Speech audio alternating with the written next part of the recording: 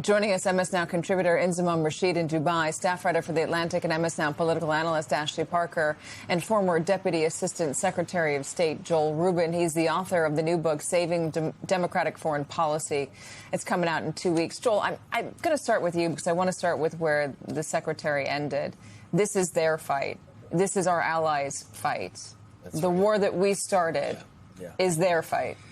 Yeah, lack of preparation with our allies means that we're now trying rhetorically to catch up. We can't go alone. I think we're seeing that now. Look, we have Israel on our side, clearly. But historically, when dealing with Iran, the United States has had to have multiple allies at the table, the NATO countries, but through a separate mechanism with the talks.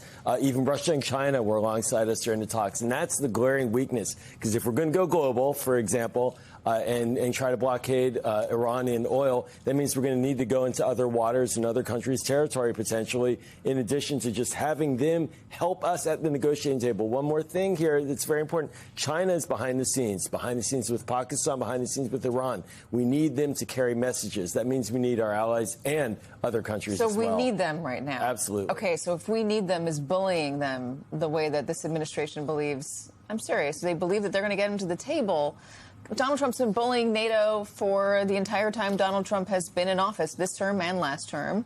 It's worked in some respects. Do they believe it's going to still work? I'm just going to say, there's whether or not it works, there's some muscle memory there. This is Donald Trump's preferred form of dealing with allies, not so much adversaries, but dealing with allies. There was a sense that the United States, in Trump's decision to do this blockade, would sort of inherently, whether they wanted to or not, bring in other countries and make it our allies' problem as well. But we are seeing now that some of our allies are pushing back. They did not appreciate us sort of unilaterally going to war with Israel against Iran without them being consulted and brought along. And that's what we've been seeing play out in this war for about the past month. But does it work if it's coming from Pete Hegseth? I mean, in the past, it hasn't come from cabinet secretaries. It's come from the president himself. And the cabinet secretaries were probably behind the scenes smoothing things over and helping find a diplomatic solution, or just reminding everybody why it's in everyone's best interest for us to work together. Pete Hegseth, maybe Marco Rubio's doing that. I don't see it coming from Pete Hegseth. Right. Pete Hegseth does not command the respect that I think he might wish he did on the global stage, although I will say people understand that what all of Donald Trump's cabinet officials do, whether it was, former AG Pam Bondi persecuting his political enemies, that's all coming from the top. Pete Hegseth is not acting unilaterally. But you are right that the person who has the maximum power, whether our allies like it or not, and who, as you and I both know, can be incredibly charismatic and compelling in negotiations when he chooses to, is Donald Trump himself. All right, let's talk about what's happening out there in terms of these negotiations. Inzi, should we be hopeful that something good is going to come out of this?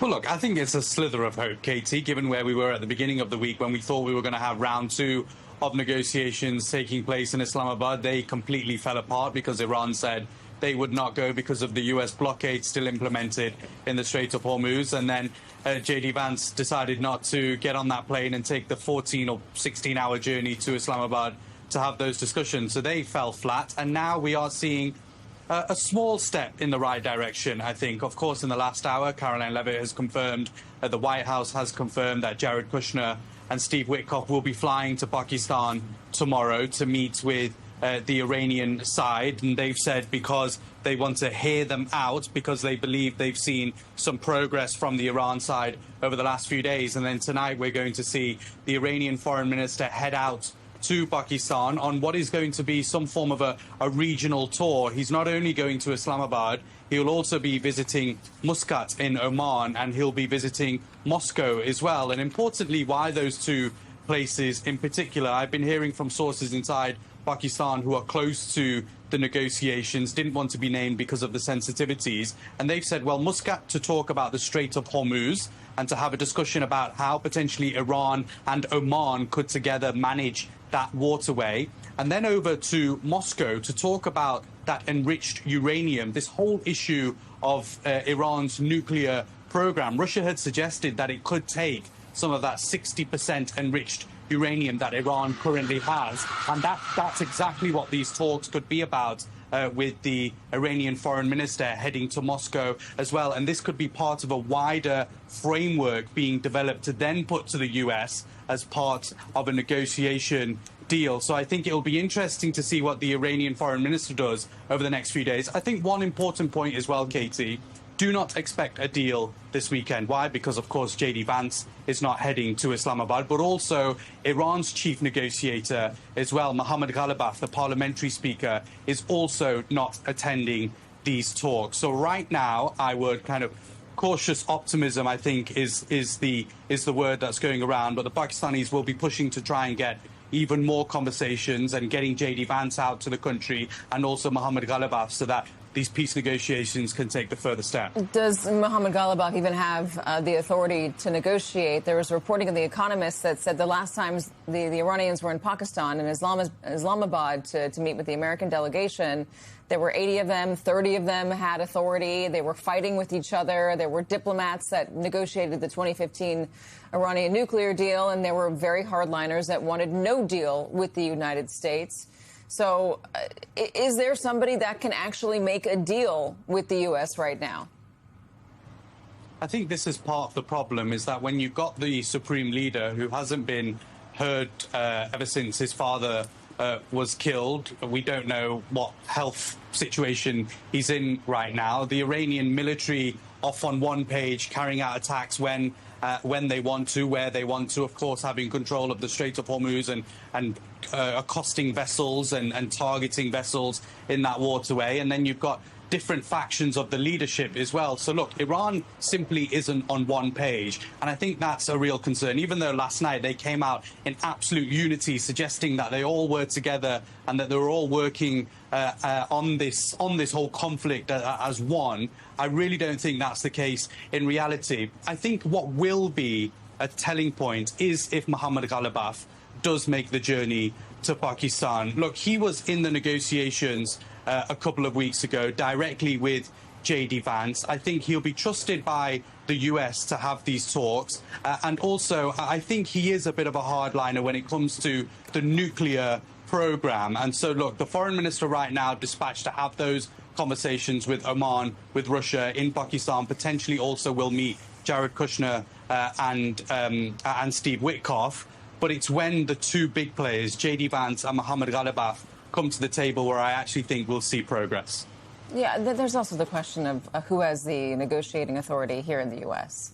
And J.D. Vance maybe is going to go there and be the one that's the point person, but ultimately it's President Trump. And does President Trump know exactly what he wants out of this? And is it as simple as he wants the deal on paper to look better than the Obama deal, than the Iranian nuclear deal?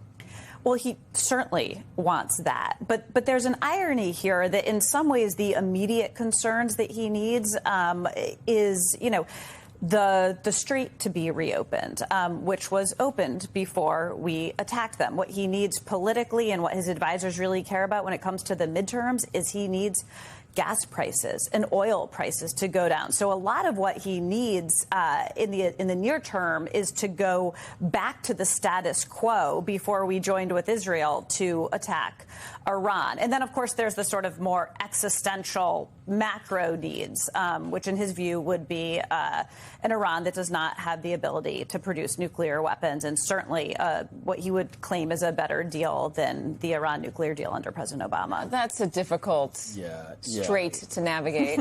Highly difficult. And, look, let's be real. Right now, what they need is a process that they can have confidence in, meaning our negotiators and the Iranian negotiators. And that means if there's any hope for success, some type of terms of reference, some kind of framework needs to be agreed to in these talks in the next couple of days so that there can be more work done to actually hammer out potential deal on highly enriched uranium, on what to do about the straits, what to do about all the other issues and support for terrorism and ballistic missiles. But absent that, we're all grasping. We don't really know what the goal is. And even in the Obama deal, initially there was an interim agreement before a full agreement. So that's how the Iranians negotiate. And if you want to work with them and get a deal with them, you're going to have to go in that process. So, Inzi, was I right to hear that potentially the Iranians could be considering handing off their enriched uranium to a third country for a consortium? Can we go back to that?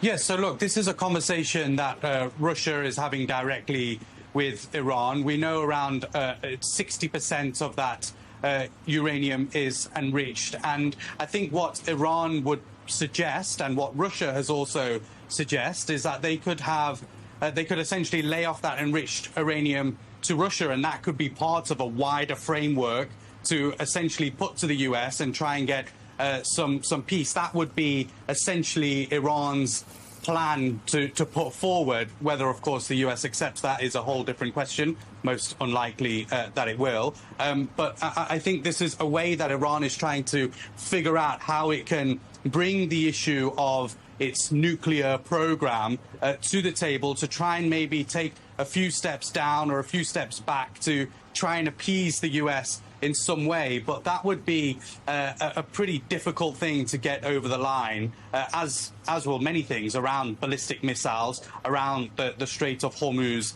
as well, and of course around unfreezing some of the sanctions too. So there's a lot of things at play. Nuclear and the Strait of Hormuz seem to be the two biggest issues at the minute, which all sides will be discussing over the coming days, I think.